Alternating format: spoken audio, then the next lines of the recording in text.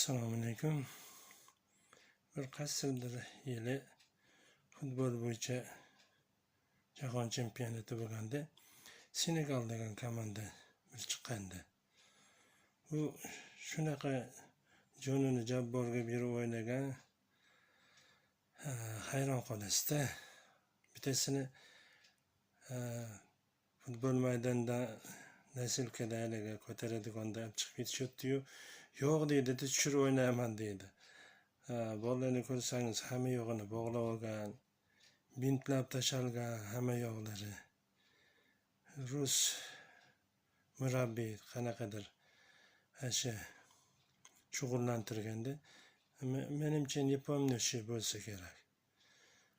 Ancha yaxshi natijani ko'rsatishgan. Ammo juda ko'pchilik jarohat olib, hamma yo'qlarni bog'lab olgan holda o'ynashgan. Ahmoq. Ko'rsangiz, endi bizni bolalar bo'lsa mana aqlli. Bitta joyda ham ishlamadi. Mana yaxshi 5 ta o'tkazsa ham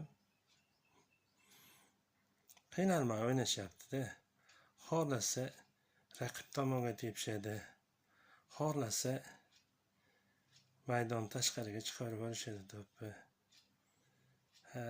Bizni bolalar aqlli baribir. Mana Kongo bilan o'yinimiz qoldi endi. Shunda ham chiroyli turib berilsa, endi 6 ta 7 ta bo'lib ketmasa bo'ldi. 8-0, 9-0 bo'lib ketmasa bo'ldi. Rekord qo'yishmasa. Rekord qo'ysa ham mayli.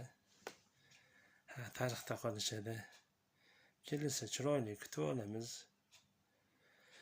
O'yinda bir bo'ldi deb betlarga solmaymiz. Birortadan mashina beramiz. Mashina zavodlarimiz ishlab turibdi. Tanjoninglar sog' bo'lsin. Ilgari Messi ham shu vatan uchun o'ynamasdi. To'g'ri qilardi-da. O'zi endi ahmoq mana yaqindan beri o'ynashni boshladi. O'tgan chempionatda bular birinchilikni oldi. Shunda o'ynashni boshladi. Ilgarilari 8 yil, 10 yil oldin yig'ilishlarga kelsa, o'sha Argentina uchun o'ynamasdi. Komandasi uchun yaxshi o'ynagan yo'q. Terma jamoasi uchun o'ynamasdi. Yaxshi qilardi.